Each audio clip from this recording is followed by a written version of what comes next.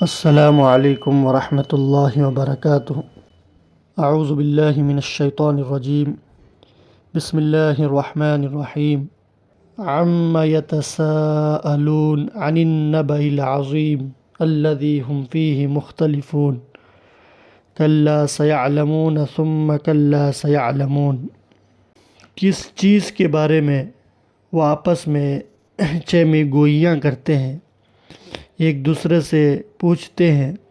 کیا ایسی خبر کے بارے میں جس میں وہ شک میں پڑے ہوئے ہیں؟ کیا ایسی بڑی خبر کے بارے میں جس میں وہ تردد میں پڑے ہوئے ہیں، جس میں وہ ایک دوسرے سے سوال کرتے ہیں، جس کے بارے میں کیا انہیں شک ہے کہ وہ چیز واقعی نہیں ہوگی؟ یعنی قریش مکہ جب حضرت محمد الرسول اللہ صلی اللہ علیہ وسلم نے کہا کہ بھائی ہم کو دوبارہ ہمارے خالق و مالک جس طرح ہم کو پیدا کیے ہیں، اس طرح دوبارہ ہم کو مرنے کے بعد ہم کو پھر دوبارہ اٹھائیں گے، ہمارے جزا اعمال کی جزا و سزا دیں گے، جس کو بعث بعد الموت ہیں، جس کو بعث بعد الموت کہتے ہیں۔ یہ کہنے کے بعد قریش مکہ انکار کر بیٹھے اور اپنی عقل کے گھوڑے دوڑائے اور کہا اَإِذَا مِتْنَا وَكُنَّا تُرَابًا أَإِنَّا لَمَبْعُوثُونَ۔ کیا جب ہم مر جائیں گے، ہماری ہڈیاں ریزہ ریزہ ہو جائیں گی، أَإِنَّا لَمَبْعُوثُونَ، کیا ہمیں دوبارہ اٹھایا جائے گا؟ تو اللہ تعالیٰ نے جا بجا ان کے اس خیال فاسد کو، ان کے اس تردد اور اس شک کو اللہ تعالیٰ نے جا بجا دور کیا۔ جو مانے سو مانے، جو نہ مانے وہ اپنے کفر پر باقی رہے۔ تو بہرحال قریش مکہ یہ آپس میں پوچھتے تھے کہ وہ کب واقع ہوگی، قیامت کب واقع ہوگی، جیسا کہ محمد بتا رہے ہیں صلی اللہ علیہ وسلم، اس کا وقت کب ہے؟ تو اسی کے بارے میں اللہ تعالیٰ فرماتے ہیں کلا سیعلمون۔ جس چیز میں یہ شک میں پڑے ہوئے ہیں، ایسا ہرگز نہیں ہے، ان کا شک برحق نہیں ہے، ان کا تردد میں پڑنا، ان کا اختلاف کرنا یہ بالکل درست نہیں ہے، ان قریب یہ جان جائیں گے۔ پھر فرمایا تاکیداً ثم کلا سیعلمون، ان قریب یہ جان جائیں گے کہ وہ کیا چیز ہے۔ ایک بھیانک دن کا نام قیامت ہے، وہ جان جائیں گے۔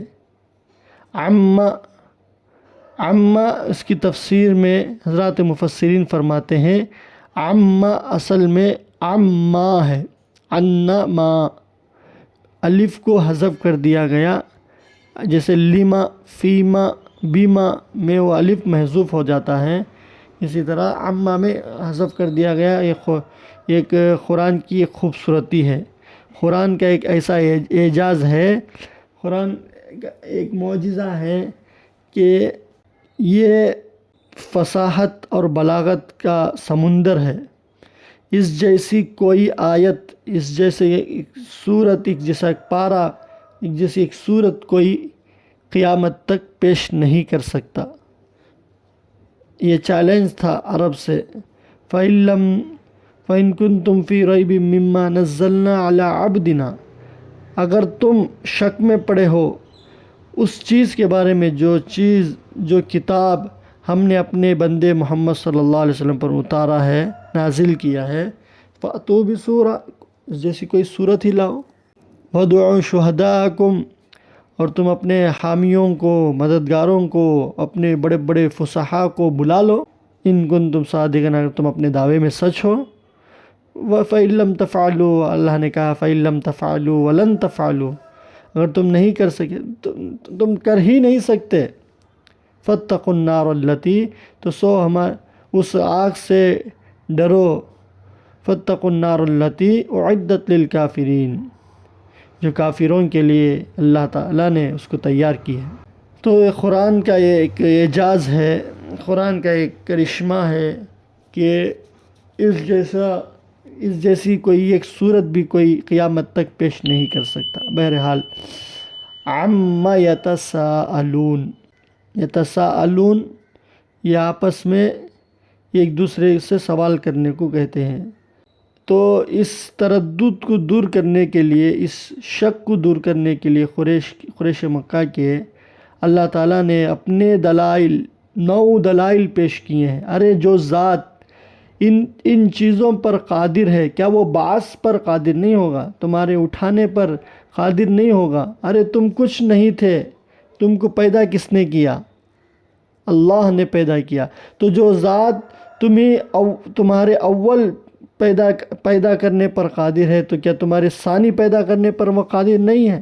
تو اللہ نے کہا الم نجعل الارض مہادا، دلیل پیش کرتے ہوئے کہا الم نجعل الارض مہادا، کیا ہم نے زمین کو بچھونا نہیں بنایا، ہموار نہیں کیا اس کو کہ تم جس پر چل رہے ہو اس کو تو دیکھ لو، اس کو کس نے پیدا کیا؟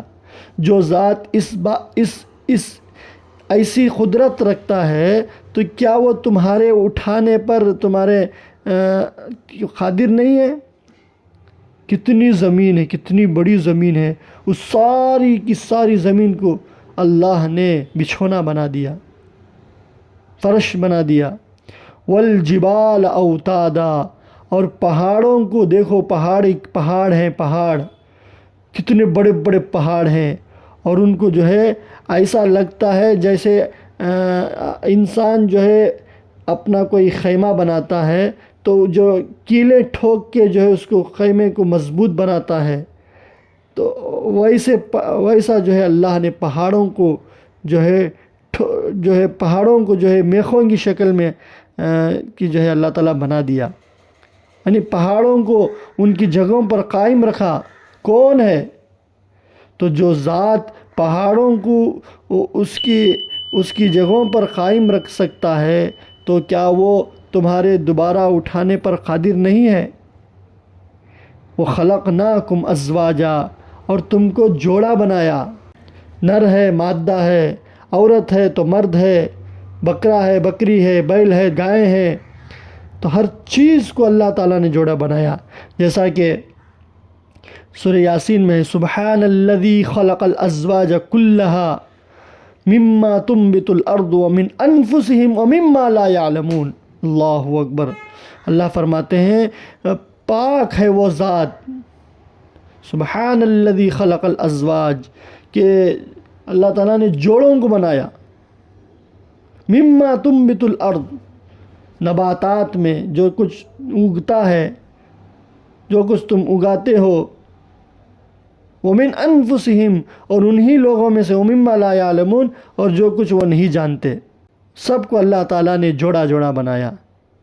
حضرات مفسرین کرام اس آیت کی تفسیر میں فرماتے ہیں کہ کوئی چیز بغیر جوڑے کی خالی نہیں ہے۔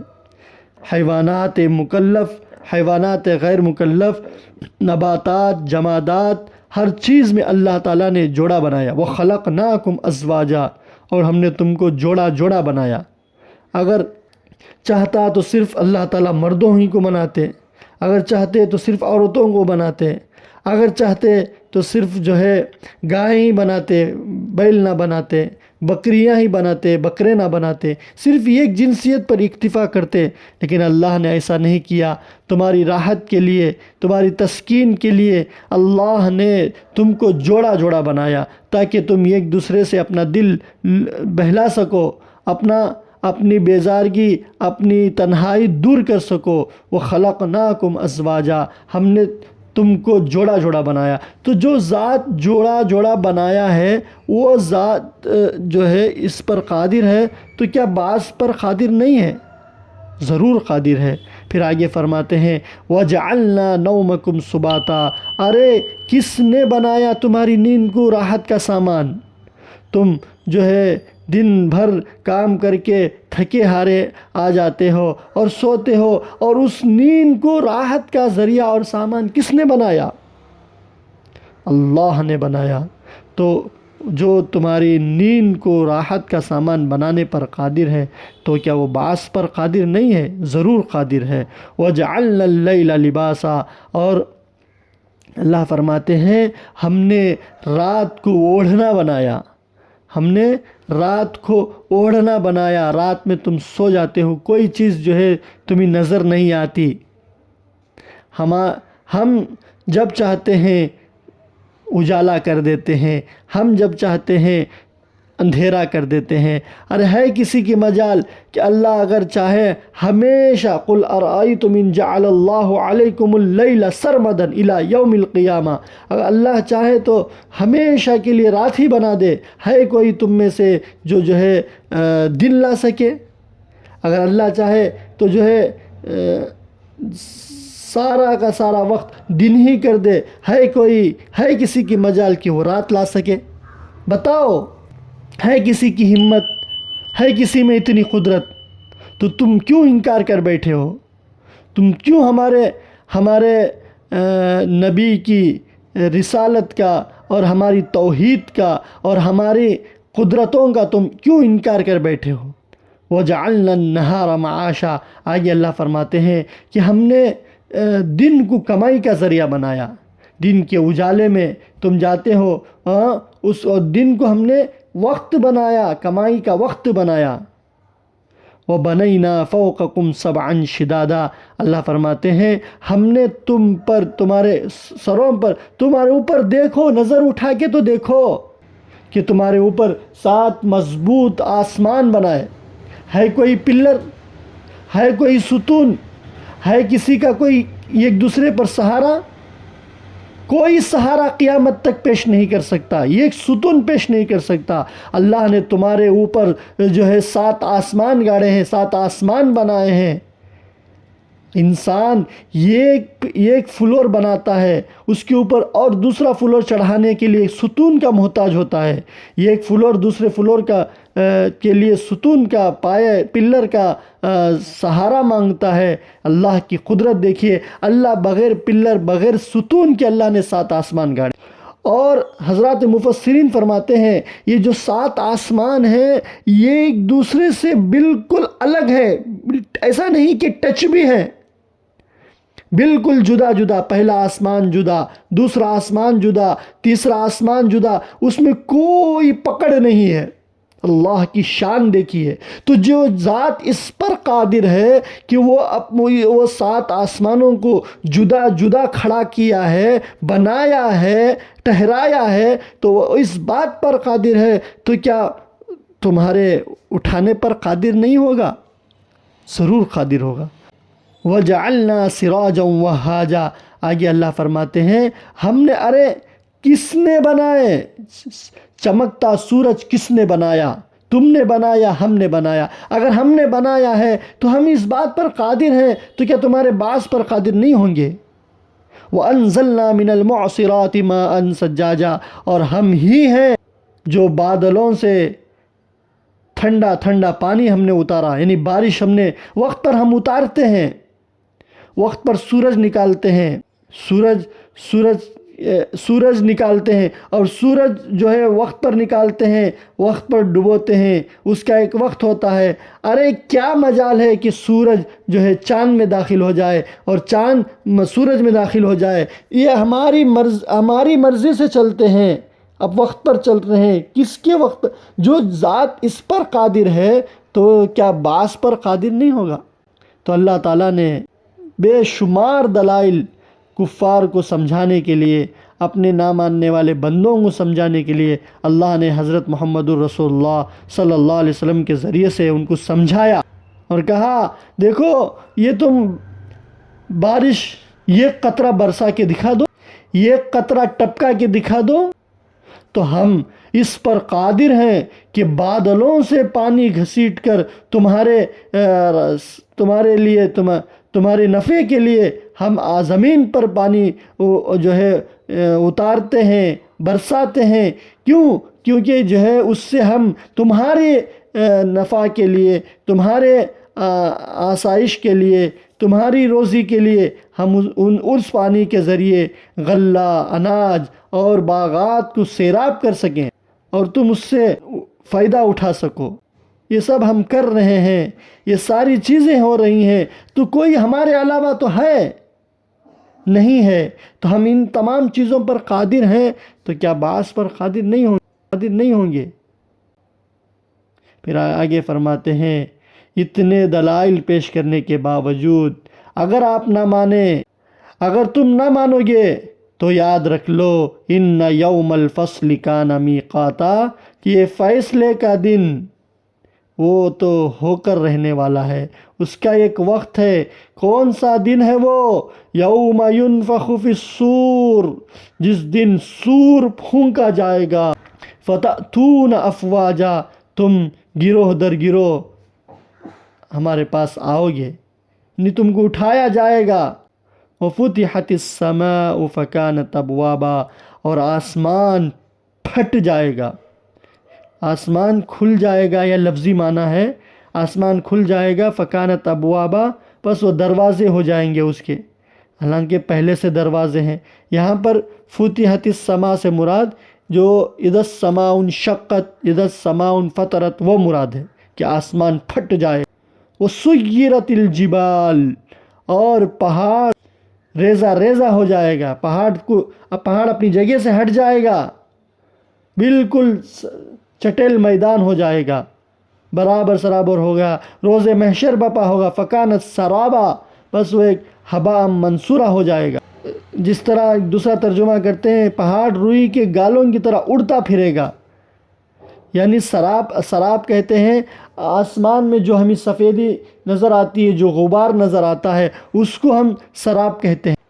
تو بالکل اس کی کوئی حقیقت نہیں، یعنی مطلب یہ ہے کہ جس طرح پہاڑ مضبوطی میں اس کا کوئی مثل نہیں، جس طرح وہ جم جاتا ہے، جس طرح وہ اپنی جگہ پر ثابت قدم رہتا ہے، اسی لیے فرماتے ہیں کہ استقامت پہاڑوں جیسی ہونی چاہیے۔ ایک مثال دیتے ہیں کہ کسی چیز میں آدمی جڑتا ہے تو اسے کہا جاتا ہے کہ بھائی ایسی استقامت، پہاڑوں جیسی استقامت عطا فرما، تو پہاڑ اپنی جگہ پر بالکل مستقیم ہے، جب تک اس پر کوئی آدمی محنت نہ کرے تو اس سے اپنی جگہ سے نکلنا مشکل ہے۔ اس کو بم سے اڑاتے ہیں، اس کو جو ہے مشنوں کے ذریعے، آلوں کے ذریعے، کتنی تکلیف ہوتی ہے اس کو اپنی جگہ سے نکالنے کے لیے۔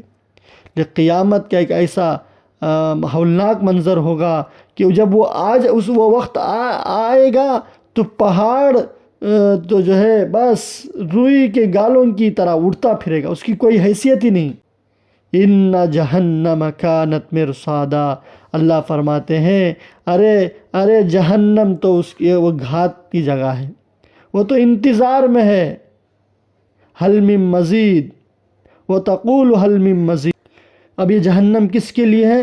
للطاغین مآبا، وہ سرکشوں کے لیے وہ ٹھکانہ ہے، نافرمان بندوں کے لیے۔ لابسین فیہا احقابا، جس میں وہ ہمیشہ ہمیش رہیں گے۔ یہ نہیں کہا کہ جو ہے اس میں وہ رہیں گے، احقابا لا متناہی، یعنی ہم بالکل ہمیشہ ہی ہمیشہ رہیں گے۔ اگر کسی کے حق میں فیصلہ ہو گیا جنت کا تو وہ ہمیشہ جنت میں ہی رہیں گے، اور اگر کسی کے حق میں فیصلہ ہو گیا جہنم کا، وہ اس میں ہمیشہ جہنم میں۔ احقاب حقوب کی جمع ہے، حقوب کہتے ہیں لامتناہی چیز، یعنی اس کی کوئی مدت نہیں ہے، وہ ہمیشہ ہمیش رہیں گے۔ اس لیے فرماتے ہیں کہ اگر جہنمی لوگوں کو معلوم ہو جائے کہ جہنم میں کتنے دن رہنا ہے، دنیا کی گنتی کے برابر رہنا ہے، تو وہ خوش ہو جائیں گے کہ چلو بھائی اتنے دن جو ہے سزا پا کر جو ہے ہمیں جو ہے جہنم سے چھٹکارا مل جائے گا، لیکن ایسا نہیں ہے، بالکل ہمیشہ ہمیش کے لیے۔ تو مفسرین فرماتے ہیں کہ جہنمی لوگوں کو اگر یہ معلوم ہو جائے کہ بھائی وہ دنیا کی گنتی کے برابر وہ رہیں گے تو لفریحو، تو اہل نار جو ہے وہ خوش ہو جائیں گے، جہنمی لوگ خوش ہو جائیں گے۔ اور اگر جنت کے بارے میں فرمایا گیا، اور اگر جنتی لوگ یہ جان جائیں کہ دنیا کی گنتی کے برابر ان کو دنیا میں رہنا ہے تو لحزنوا، تو رنجیدہ ہو جا رہے، ایسی نعمتیں چھوڑ کے کون جائے گا؟ تو فرمایا جنت ہمیشہ، جہنم ہمیشہ۔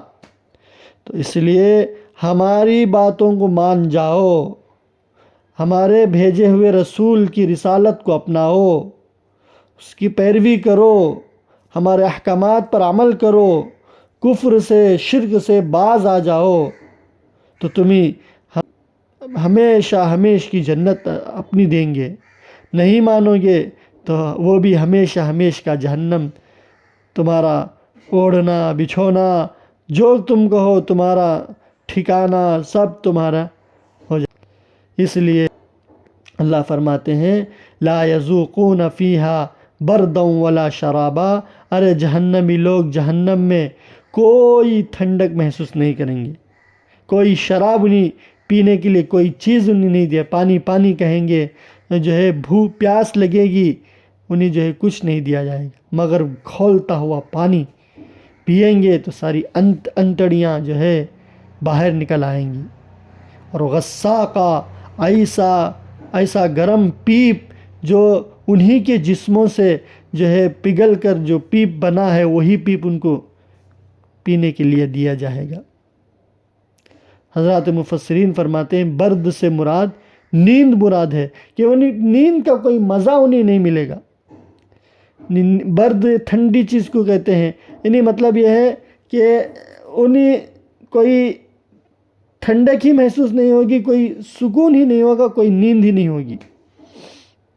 جزاء وفاقا، یہ ان کا پورا بدلہ ہے، پورا بدلہ ہے۔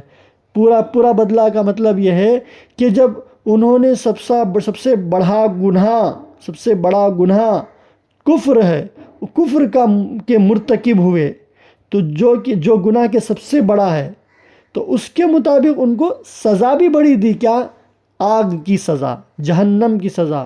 آگ سب سے بڑی سزا ہے، تو برابر سرابر جو جیسا عمل تھا ویسی سزا انہیں دی جائے گی۔ جزاء وفاقا انہم کانوا لا یرجون حسابا، یہ ایسے لوگ ہیں کہ کافر لوگ، جہنمی لوگ ایسے تھے دنیا میں کہ یہ حساب کا امید نہیں رکھتے تھے، حساب کا ڈر نہیں رکھتے تھے، یہ انکار کر بیٹھے ہوئے تھے۔ کذبوا بآیاتنا کذابا، اور ہماری آیتوں کو جھٹلایا کرتے تھے۔ حالانکہ وَكُلَّ شَيْءٍ أَحْصَيْنَاهُ كِتَابًا، حالانکہ ہر چیز کو ہم اپنے لوح محفوظ میں ہر چیز کو ہم نے جو ہے محفوظ کر رکھا تھا۔ فَذُوقُوا فَلَن نَّزِيدَكُمْ إِلَّا عَذَابًا، جب یہ فرماتے ہیں مفسرین فرماتے ہیں جب جہنمی لوگ جو ہے پناہ مانگیں گے، مدد مانگیں گے، ہمیں جہنم سے چھٹکارا دے دو، ہمیں جہنم سے آزادی دے دو، مدد طلب کریں گے، استغاثوا، تو مدد طلب کریں گے، فلن نزید، تو اللہ تعالیٰ فرمائے ذوقوا، مزہ چکھو، فلن نزیدکم الا عذابا، تمہیں کوئی مدد نہیں ملے گی، دگنا تمہیں عذاب ملتا جائے گا۔ ابھی بھی وقت ہے، باز آ جاؤ، ابھی بھی وقت ہے، کفر اور شرک سے باز آ جاؤ۔ اب متقیوں کے لیے، اب یہاں پر اس کے بعد اللہ تعالیٰ نے جنت کا تذکرہ کیا۔ جنتی لوگ کون ہوں گے؟ کہ ان للمتقین مفازا، ارے میرے سے ڈرنے والے، کفر سے باز آئے، شرک سے باز آئے، ہر چیز سے ہم نے جن چیزوں سے ہم نے ان کو منع کیا تھا ان تمام چیزوں سے وہ باز آئے، ہم سے ڈرتے رہے، ہمارے سامنے کھڑے ہونے کا انہیں یقین تھا اور ہماری ذات پر یقین تھا۔ یؤمنون بالغیب، ہمیں دیکھا نہیں پھر بھی ہم پر ایمان لائے، ہمارے فرشتوں کو دیکھا نہیں ہے پھر بھی فرشتوں پر یقین رکھے، ساری چیزوں پر جن چیزوں کے بارے میں ان کو ایمان لانے کے لیے کہا گیا ان تمام چیزوں پر وہ ایمان لائے، اسلام لائے، تو فرمایا مفازا، ایسے لوگوں کے لیے کامیابی ہے۔ ان للمتقین مفازا، کہ متقیوں کے لیے، ڈرنے والوں کے لیے وہ تو بڑی کامیابی ہے۔ کیا کامیابی ہے؟ ارے بھئی حدائق و اعنابا، ان کے لیے باغات ہوں گے، ان کے لیے انگوریں ہوں گی، ان کے لیے شراب کباب سب وہاں پر ہوگا۔ وکواعب اترابا، اور ان کے لیے ہم عمر لڑکیاں ہوں گی۔ وکأسا دہاقا، اور جھلکتا ہوا شراب کا پیالہ ہوگا۔